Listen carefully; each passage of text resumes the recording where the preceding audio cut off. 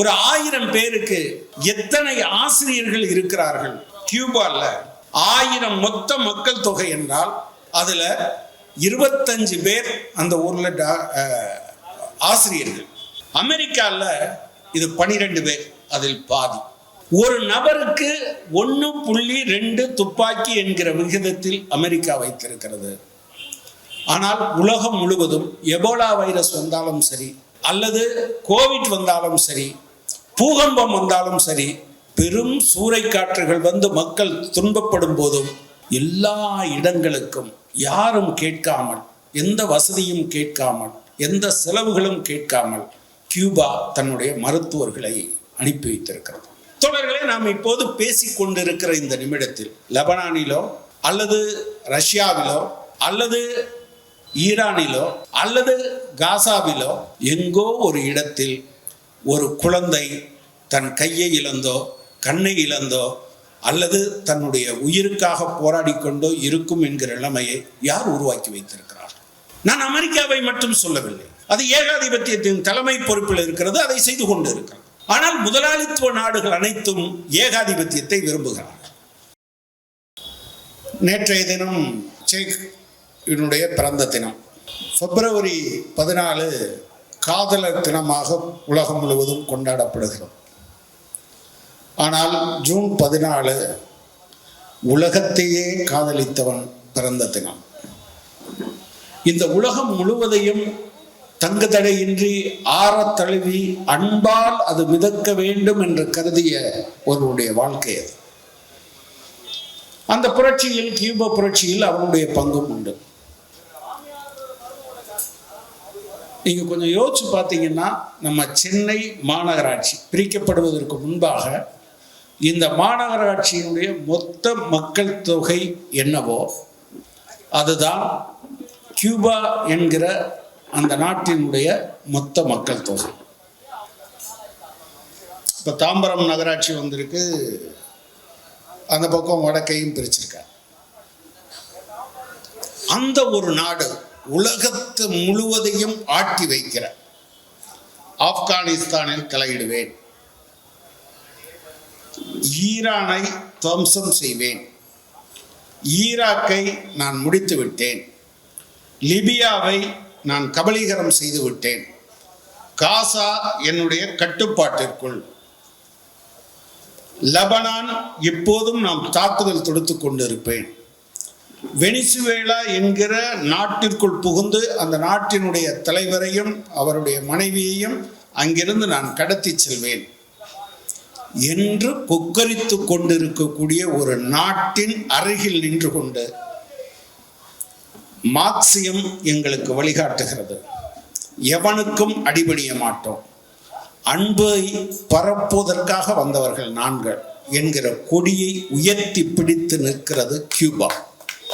அந்த கியூபாவை நேசிக்க வேண்டிய, ஆதரிக்க வேண்டிய கடமை, அமைதியை, உலக அமைதியை, அனைவருக்குமான வாழ்க்கையை, அனைவருக்குமான கல்வியை, அனைவருக்குமான மருத்துவத்தை விரும்புகிற அத்தனை பேரும் செய்ய வேண்டிய வேலை.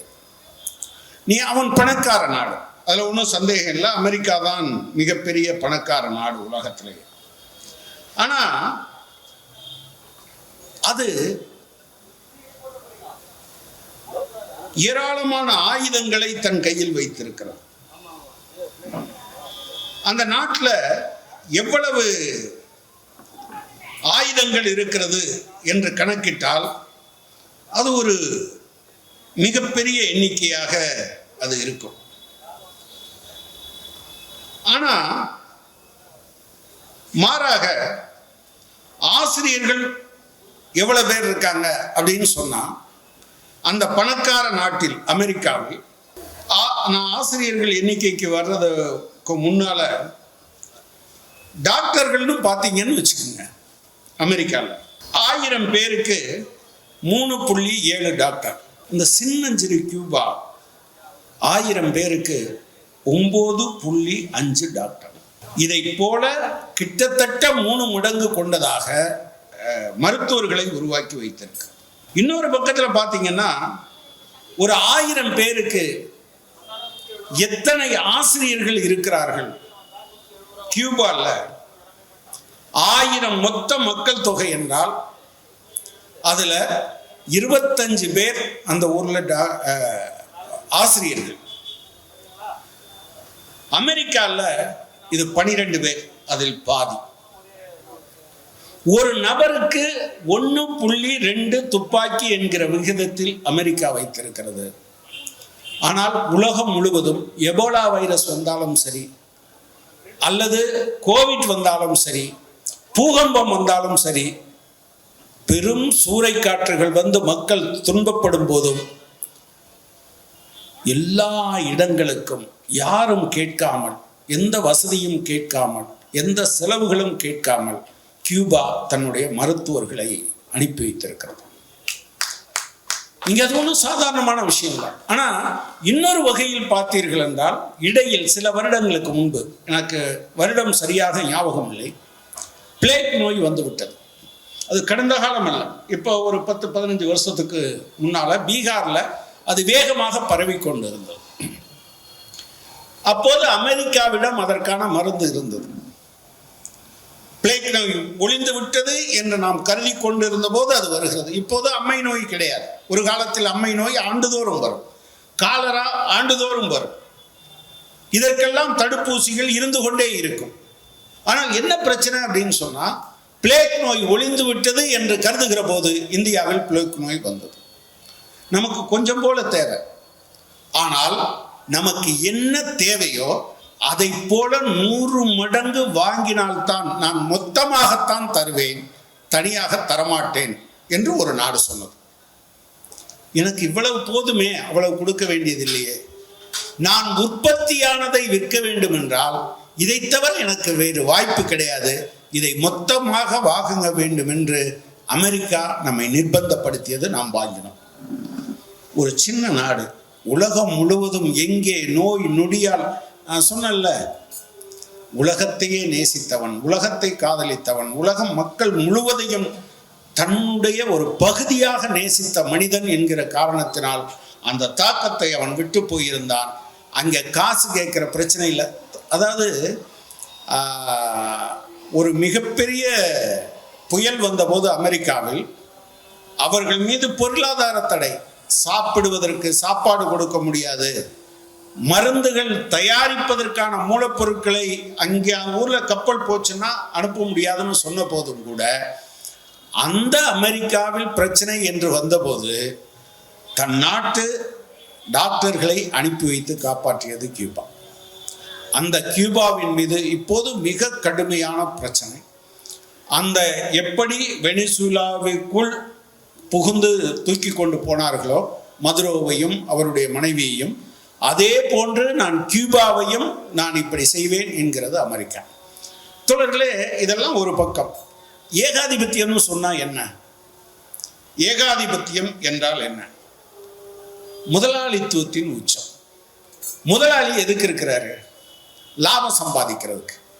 இந்த உச்சபட்ச லாபம் எதன் மூலமாக வருவென்றாலும் அதையெல்லாம் செய்கிற அமைப்பாக அது இயங்குகிறது. தோழர்களே, அதை சரி, ஒருத்தன் ஒரு லாபம் அதிகமாக பார்க்கறது ஒரு தப்பா என்று நாம் யோசிக்கக்கூடும். ஆனால் அவையெல்லாம் நம்முடைய ரத்தம் என்பதை நாம் மறந்துவிடக்கூடாது. ஏன் நான் இதை சொல்றேன்? நம் ஏகாதிபத்திய எதிர்ப்பு என்கிற போது அது ஒரு தனி நபர், இன்னைக்கு கோமாளி மாதிரி பேசிட்டு இருக்கக்கூடிய ட்ரம்ப் இப்பத்தானே வந்தார். ஈரானின் மீது போர் தொடுத்தது ட்ரம்ப் இல்லையே, வியட்நாம் மீது போர் தொடுத்தது ட்ரம்ப் இல்லையே, லிபியாவின் மீது போர் தொடுத்தது ட்ரம்ப் இல்லையே. இது ஏகாதிபத்தியம் என்பது இந்த மூலதனத்தின் சுரண்டலின் அடிப்படையான குணாம்சம் என்பதை நாம் புரிந்து கொள்ள வேண்டும். இப்போது அவர்கள் மும்முனை தாக்குதல் நடத்துகிறார்கள். ஒரு பக்கம் அரசியல், இன்னொரு பக்கம் பொருளாதாரம், இன்னொரு பக்கம் இராணுவ ரீதியாக. தொடர்களை நாம் இப்போது பேசிக்கொண்டிருக்கிற இந்த நிமிடத்தில் லெபனானிலோ அல்லது ரஷ்யாவிலோ அல்லது ஈரானிலோ அல்லது காசாவிலோ எங்கோ ஒரு இடத்தில் ஒரு குழந்தை தன் கையை இழந்தோ கண்ணை இழந்தோ அல்லது தன்னுடைய உயிருக்காக போராடி கொண்டோ இருக்கும் என்கிற நிலைமையை யார் உருவாக்கி வைத்திருக்கிறார்? நான் அமெரிக்காவை மட்டும் சொல்லவில்லை. அது ஏகாதிபத்தியத்தின் தலைமை பொறுப்பில் இருக்கிறது, அதை செய்து கொண்டு இருக்கிறது. ஆனால் முதலாளித்துவ நாடுகள் அனைத்தும் ஏகாதிபத்தியத்தை விரும்புகிறார்கள். இங்கே தோழர்களே, திடீர்னு ஒரு நாள் ஜனநாயகப்படுத்த போகிறேன் என்று போய் அங்கிருந்த சதாம் ஹுசேனை கொண்டார்கள். அந்த நாடு இன்று வரையிலும் சியா, சன்னி, குர்திஸ் என்ற 3 பிரிவுகளாக இருக்கிறது. முஅம்மர் கடாஃபி லிபியாவினுடைய மிகப்பெரிய தலைவராக இருந்தார். அவரை சுட்டு கொன்று இழுத்து கொண்டு போவதை காண்பித்தார்கள். கடந்த ஆண்டு வரை அந்த நாட்டில் ஒரு அமைப்பை அவர்களால் ஏற்படுத்த முடியவில்லை. இப்போ நான் வியட்நாம் போர் குறித்து தோழர் இங்கே சொன்னார்.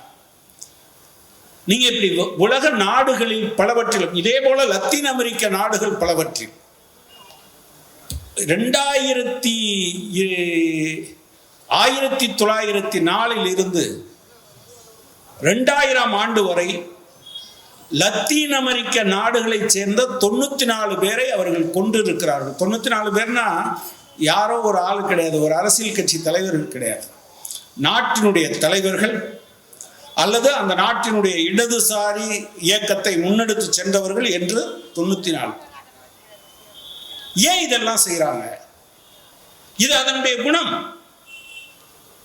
அதற்கு லாபம் தேவை. இது நேரடியா போர்களில் ஆப்கானிஸ்தான் போர்ல எவ்வளவு பேர் இறந்து போனாங்க. அதாவது ஈரான்ல அந்த போர் முடிந்த பிறகு, நான் அப்போது இங்கே நம்முடைய தோழர்களுக்கு பலருக்கும் ஞாபகம் இருக்கும், அந்த போர் நடந்துகிற இந்த போது நான் இங்கே சைதாப்பேட்டையில், அது என்ன பிள்ளையார் கோயில் தெரு தானே, பிள்ளையார் கோயில் தெருவில் நான் குடியிருந்தேன். தோழர்களே, அந்த போருக்கு எதிரான ஒரு இயக்கம், அதில் அப்போது தடியடியெல்லாம் நடத்துனாங்க. அது ஒரு பக்கம். அப்போது மார்க்சிஸ்ட் கட்சி அறைகோல் விட்டது, பென்சில் கொடுங்க. பென்சில் அந்த நாட்டில் கிடைக்கலையா அப்படின்னா, குழந்தைகள், காயம்பட்ட குழந்தைகள் 5 லட்சம் பேர் கொல்லப்பட்டார்கள். ஒரு சின்ன நாட்டுக்குள்ள, இப்ப நம்ம நாடுனா நம்ம 140 கோடி மக்களை பற்றி யோசிக்கிறோம். ஐரோப்பிய நாடுகளிலேயே அதிக மக்கள் தொகை கொண்ட நாடு ஜெர்மனி தான். ஜெர்மனியினுடைய ஜனத்தொகை தமிழ்நாட்டினுடைய ஜனத்தொகை அளவுதான். எனவே நம்ம நாடு என்று பார்க்கிற போது உலக நாடுகள் எல்லாமும் இப்படி இந்தியா மாதிரியான பெரிய நாடு இல்லை. அந்த நாட்டிற்குள்ள 5 லட்சம் குழந்தைகள் 5 to 15 வயதுக்குள் இறந்து போனார்கள் என்றால் இடையில் ஒரு தலைமுறை காணாமல் போயிருக்கும். மறந்து விடாதீர்கள். மறு உற்பத்திக்கான அந்த காலமே சைக்கிளே மாறி போயிருக்கும். அந்த குழந்தைகளுக்கு ஆபரேஷன் பண்ற போது அனஸ்தீசியாவுக்கு தேவையான இந்த கார்பனும் ஒரு அடிப்படை அம்சம் என்கிற முறையில் பென்சிலை கொடுக்க மாட்டேன்னாங்க. நம்ம பென்சில்லாம் இந்த தெருக்களில் நானும் வந்திருக்கிறேன். பென்சில் கொடுங்க, நாங்கள் ஈராக்குக்கு அனுப்ப போகிறோம் என்று. 5 லட்சம் குழந்தைகள். நான் இப்போ சமீபத்தில் கேரளாவில் நடந்த ஒரு நிகழ்ச்சியை தோழர் மார்க்சிஸ்ட் கட்சியினுடைய பொதுச் செயலாளர் தோழர் பேபி சொன்னார். அவங்க வேற ஒன்றும் இப்படி கூட்டம்லாம் நடத்தலை. காசாவில் கொன்றளிக்கப்பட்ட குழந்தைகளுடைய போட்டோல எவ்வளவு கிடைச்சதோ அவ்வளவு ஒட்டி வச்சிருந்தாங்க. பிரபலங்கள் யாரு? ஓவியர்கள், திரைக்கலைஞர்கள், திரைப்பட இயக்குனர்கள், பாடலாசிரியர்கள், அறிவுஜீவிகள், எழுத்தாளர்கள் எல்லோரும் நின்று அந்த இறந்து போன குழந்தைகளின் பெயரை மட்டும் சில மணி நேரங்கள் வாசித்திருக்கிறார்கள். ஒரு 10 பேரை ஒருத்தர் வாசிப்பார், அடுத்தவர் வாசிப்பார். காசா இன்னைக்கு இருந்த இடம் தெரியாமல் இருக்கிறது. அதை விட கொடூரம் ட்ரம்ப் அதுக்கு சொன்னது. அதை அந்த பகுதி முழுவதையும் ஒரு பொழுதுபோக்கு ரிசார்ட் கற்ற இடமாக நான் மாற்றப் போகிறேன். எவ்வளவு பெரிய வக்கிரம் என்று தெரியும். அந்த பகுதியில் இருக்கக்கூடிய எண்ணெய் வளங்கள் முழுவதையும் நம்முடைய மூளையை பலருக்கும் ஆக்கிரமித்து வைத்திருக்கிறார். சதாம் ஹுசேன் உலகின் மிகப்பெரிய டிக்டேட்டர் என்பதுதான் ஒரு பிரபல டைரக்டர். நீங்க சொன்னா ஒன்றும் தப்பு இல்லைன்னு நினைக்கிறேன். அமீர் அவர் நம்ம அரியலூர்ல அந்த பொண்ணு இறந்துச்சுல நீட் இதில் பேர் அனிதா. அனிதாவினுடைய இறப்புக்கு போயிட்டு அவர் ஒரு பேட்டி கொடுத்திருந்தார். ஒரு பேட்டி கொடுத்த உடனே நான் பார்த்தேன், டேய், இந்த சதாம் ஹுசேன் மாதிரி சர்வாதிகாரிகளுக்கு என்ன நிகழ்ந்ததோ அதுதான் தமிழ்நாட்டு ஆட்சியாளர்களுக்கு நடக்கும்னு பேசியிருந்தார். நான் அன்னைக்கு முழுவதும் அடுத்த நாள் தான் நான் அதை பார்க்குறேன், ட்ரை பண்ணேன், கிடைக்கல. அப்புறம் அவர் லைனில் வந்தார். அவருக்கு அப்போது எங்கள் 2 பேருக்கும் அறிமுகம் இல்லை. ஆனால் நான் என்னை சொல்லிட்டு பேசினேன், அனிதா பிரச்சனைக்கு போனீங்க, பேசுனீங்க, சதாம் ஹுசேன் கொல்லப்பட்டதில் உங்களுக்கு உடன்பாடா அப்படின்னு கேட்டேன். ஆனால் ஆமாம், ஒரு ஒரு டிக்டேட்டர், அவன் அப்படி ஒரு ஆள் கொல்லப்படுவதில் என்ன இருக்கிறது. அப்புறம் நான் வரிசையாக கேட்டுக்கிட்டு இருந்தேன், அதை கொன்னவன் யாரு அப்படின்னு கேட்டேன். கேட்டுட்டு இந்த மூளைக்குள் சதாம் ஹுசேன் அந்த நாட்டுக்குள் என்னவெல்லாம் செய்தார் என்பதை நான் திரும்ப திரும்ப திரும்ப திரும்ப சொல்லிக்கிட்டே வந்த பிறகு அதில் பலவற்றில் கருத்து வேறுபாடு இருக்கிறது. கம்யூனிஸ்டுகளை ஒழிப்பதில் உலகம் முழுவதும் எவனும் குறைந்தவனாக இருந்ததில்லை. கம்யூனிஸ்டுகள் என்றால் இப்போ ஈரான் நடக்குது, நம்ம சொல்கிறோம், அங்கே இருந்த ஆட்சி கம்யூனிஸ்டுகளை ஒழிக்க வேண்டும் என்று தான் நினைச்சது. இப்படி பலரும் செய்வார்கள், அது பிரச்சனை இல்லை, அது போராடலாம், அது அந்த நாட்டுக்குள் நடக்கிறது. அவர் சொன்னார் தப்பு தான் அப்படின்னு. அப்ப ஏன் அவர் சொன்னார்? நான் ரொம்ப நேரம் அந்த உரையாடலுக்குள் போகல. அப்ப நான் இதெல்லாம் பேசின பிறகு அவர்கிட்ட கேட்டேன், ஏங்க இப்படி சொன்னீங்க? நல்லா வாசிக்கிறவர், நல்லா பேசுறீங்க, மதுரை மாதிரியான ஒரு இடத்துல இருந்த ஒரு நபர், உலக அரசியல் பொதுவாக மதுரைக்காரன் நல்லா பேசுவாங்க. அவர் சொன்னார், திரும்ப திரும்ப சதாம் ஹுசேன் சர்வாதிகாரி சர்வாதிகாரி என்று படித்து படித்து மனதிற்குள் நமக்கு அப்படி ஒரு பிரச்சனை சேர்ந்துருது. மாமர் கடாஃபியை பற்றி அப்படித்தான் சொன்னார். அவர்கள் எல்லா இடத்திலும் அதை செய்தார்கள். நான் ஒன்றை சொல்ல விரும்புகிறேன், நம்மூரினுடைய வளங்கள் சுரண்டப்படுகிறது என்றால் அதனுடைய பொருள் என்ன? பொலிவியாவில் லூலா டா சில்வா என்று ஒருவர் ஆட்சி பொறுப்பில் இருந்தார். இங்கே நம்முடைய காம்ரேட் கான்ஸ்டா பாடும்போது பேசுறாங்க, மாற்றம் என்பது சாதாரண மாற்றம். அந்த நாடு மிகப்பெரிய பூமிக்கு அடியில் ஏராளமான தாது பொருட்கள் உள்ள நாடு. அந்த நாட்டை ஊர்ல இருக்கிற எல்லா பயிலும் சுரண்டணும். ஆற்றுல போற தண்ணி எல்லா நாய்க்கும் சொந்தங்கிறது மாதிரி அந்த நாட்டு விஷயத்த அடிச்சுட்டு நம்ம ஊர்ல இருக்கக்கூடிய JSW ஜிண்டால் ஸ்டீல் ஒர்க்ஸ் என்கிற நிறுவனம் உட்பட நிலக்கரி, இரும்பு சுரங்கம் என்று அனைத்து வகையான சுரங்கங்கள், அந்த கம்பெனிகளுக்கு எவ்வளவு அந்த வருகிற வருமானத்தில் கம்பெனிகளுக்கு 72%, அரசாங்கத்துக்கு 28%. அவர்களுக்கு மிக பிரதானமான அம்சமே அவங்களுடைய சொத்தே இதுதான். ஆட்சி பொறுப்புக்கு வந்த பிறகு அந்த இடதுசாரி சொன்னார், லூலா டா சில்வா அதை அப்படியே மாத்திரம் அப்படின்னார். எப்படியே மாத்திரம்? 72% அரசாங்கத்துக்கு, அரசாங்கம் என்பது மக்களுக்கு, 28% தான் கம்பெனிக்கு, இருக்கிறவன் இரு, இல்லாதவன் போ அப்படின்னு சொன்னார். அப்பவும் எந்த தொழிலையும் விட்டுட்டு எவனும் போயிடல. ஏன்னா 28% என்பதே அவனுக்கு கொள்ளை லாபம். அப்ப நீங்க பாருங்க, 3 மடங்கு அதுவரையிலும் எவனிடமோ போய்கொண்டிருந்தது. லூலா டா சில்வா முழுமையான கம்யூனிஸ்ட் கூட கிடையாது, ஒரு தொழிற்சங்க தலைவராக வளர்ந்தவர், இடதுசாரி கொள்கையின்பால் ஒரு நாட்டம் இருந்தவர். அவர் ஒருவரால் அது வந்த பிறகு கிராமங்களுக்கு அவையெல்லாம் அந்த அதுவரை நிலக்கரியிலும் இரும்பு தாதிலும் வந்த எல்லா அம்சங்களும் எங்கே போனது என்றால் பள்ளிக்கூடங்களாக மாறியது, சாலைகளாக மாறியது. அதே போல நான் இப்ப சொன்னேன்ல, டாக்டர்கள், அது என்ன சாதாரண விஷயமா? மருத்துவமனைகளாக ஏராளமாக உருவாக்கப்பட்டது. எனவே ஏகாதிபத்தியம் என்று சொல்லுகிற போது, கொள்ளை லாபம் என்று சொல்கிற போது, இப்ப நம்ம நாட்டில் பல்வேறு விதமான அந்த இயற்கை வளங்கள், ஒரு காலத்துல உற்பத்தியில அதை செஞ்சான், பிறகு சேவைன்னு வந்தான், இப்ப இருக்கிறதெல்லாம் இயற்கை வளங்களை அப்படியே அள்ளுவது. இன்னைக்கு அதானி அள்ளுகிறான் என்றால், இப்ப நம்ம ஊர்ல சாதாரணமா சொல்லுவாங்க ஈஸ் ஆஃப் டூயிங் பிஸ்னஸ். இது நீங்க தமிழ்நாடு ஈஸ் ஆஃப் டூயிங் பிஸ்னஸ்ல முன்னால இருக்கு அப்படின்னு சொல்லுவாங்க. அதை போட்டியே உருவாக்கி வச்சிருக்காங்க. அப்படின்னா என்ன அர்த்தம்னா, தொழில் நடத்த வருகிறவர் இங்கே ஆர்வத்தோடு வர வேண்டும் என்பதற்காக அவங்க சில நிபந்தனைகளை போடுவாங்க. அது என்னன்னா 8 மணி நேரம்னு சொல்லக்கூடாது, குறைஞ்சபட்ச கூலி இருக்கக்கூடாது. இங்கே சாம்சங்கில் நடந்த போராட்டம் என்ன? இப்போ நமக்கெல்லாம் தெரியும்.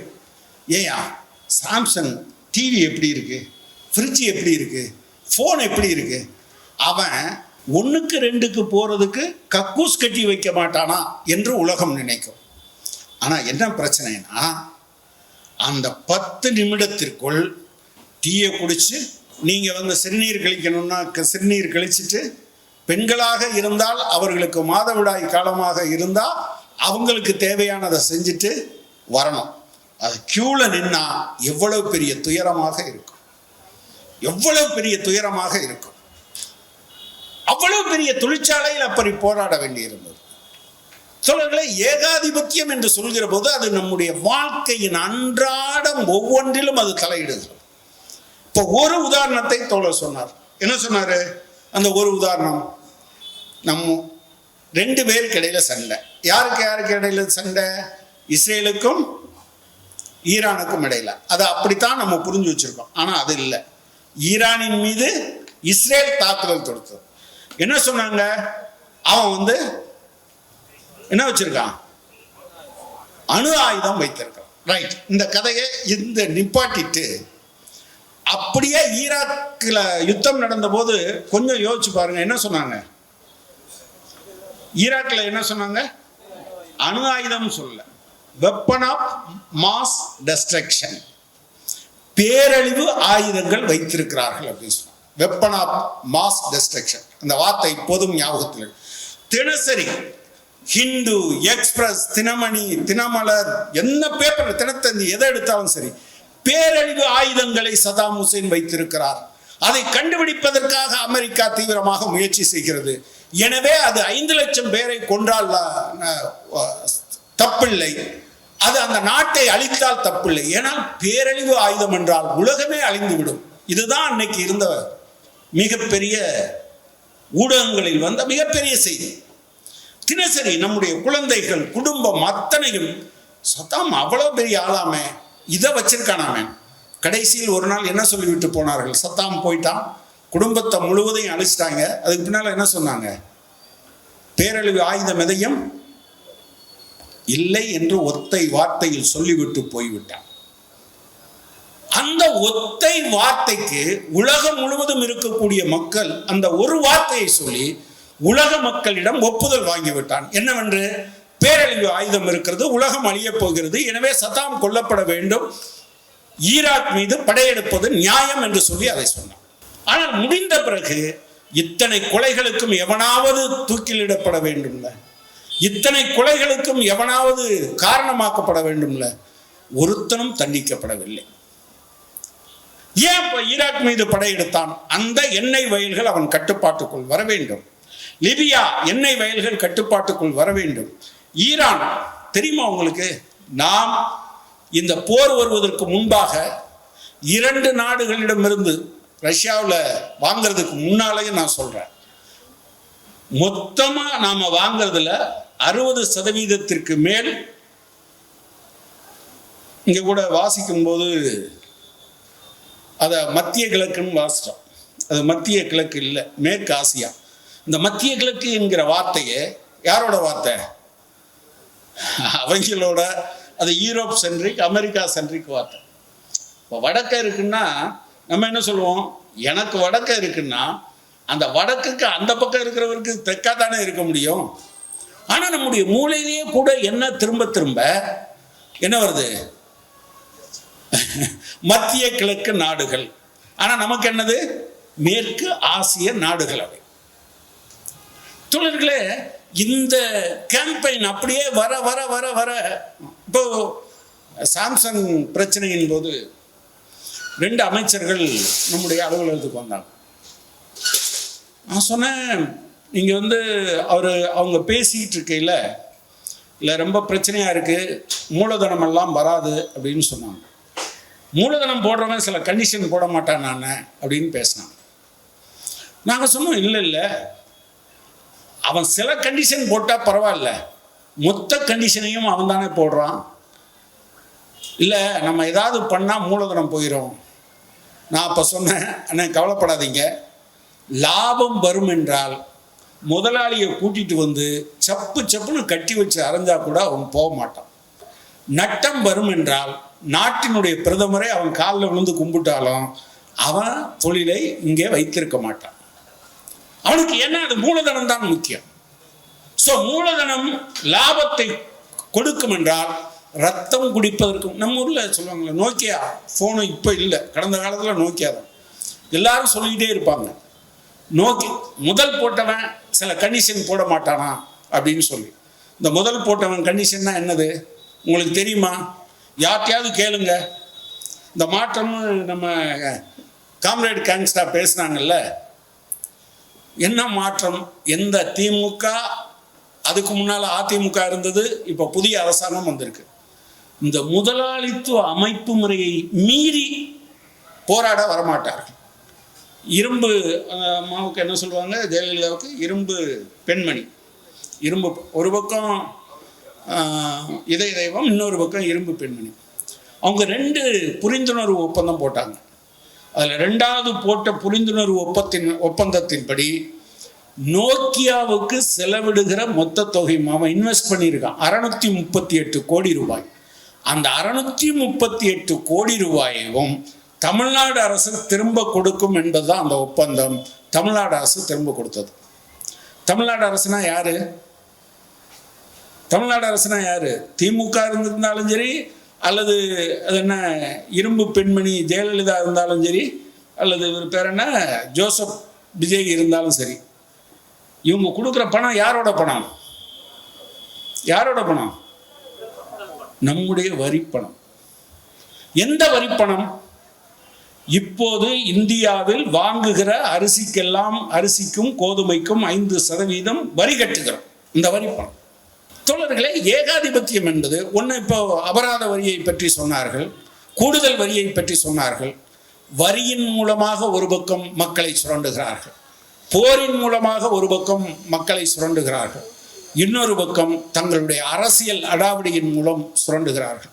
இதற்கெல்லாம் மாற்று நாம் ஏன் இதை சோசலிச கியூபா ஏகாதிபத்திய எதிர்ப்பு என்று வைத்திருக்கிறோம் என்றால், தயவு செய்து நீங்கள் சரித்திரத்தை திரும்பி பார்த்தால் சோவியத் யூனியனும் சோசலிச முகாமும் இருந்த காலத்தில் உலகின் எந்த நாட்டின் மீதும் ஒரு அடி மண்ணை கூட அமெரிக்காவோ வேறு எந்த ஏகாதிபத்திய முதலாளித்துவ நாடுகளோ ஆக்கிரமிக்க சோசலிச முகாமும் சோவியத் யூனியனும் விட்டதே கிடையாது என்பதை நினைவில் கொள்ள வேண்டும்.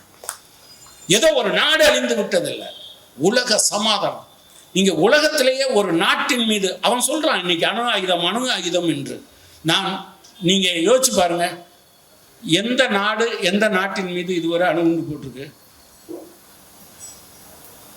ஜப்பான் மீது அமெரிக்கா போட்டான். வேற எந்த நாடும் எந்த நாட்டின் மீதும் அணுகுண்டு வீசியதே கிடையாது. எந்த நாடும் வீசியது கிடையாது.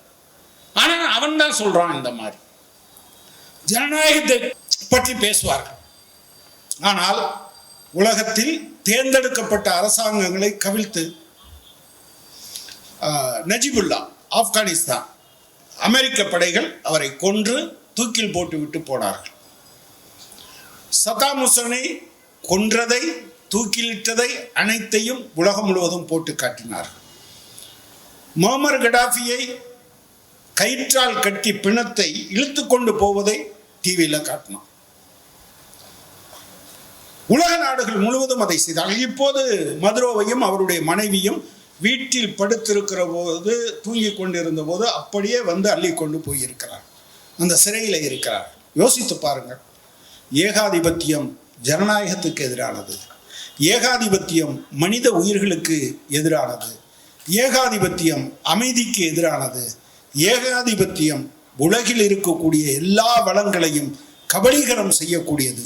எனவேதான் ஏகாதிபத்திய எதிர்ப்பு என்பதை இடதுசாரிகள் அனைவருக்கும் அனைத்தும் என்பதை சொல்கிற கம்யூனிஸ்ட் இயக்கம், செங்கொடி இயக்கம், சோசலிசம் ஜிந்தாபாத் என்கிற போதே ஏகாதிபத்தியம் ஒழிக என்பதையும் ஓங்கி உரத்து குரல் எழுப்புகிறது. அது உலகத்தின் குரலாக மாற வேண்டும். இன்குலாப் ஜிந்தாபாத், சோசலிசம் ஜிந்தாபாத். நன்றி.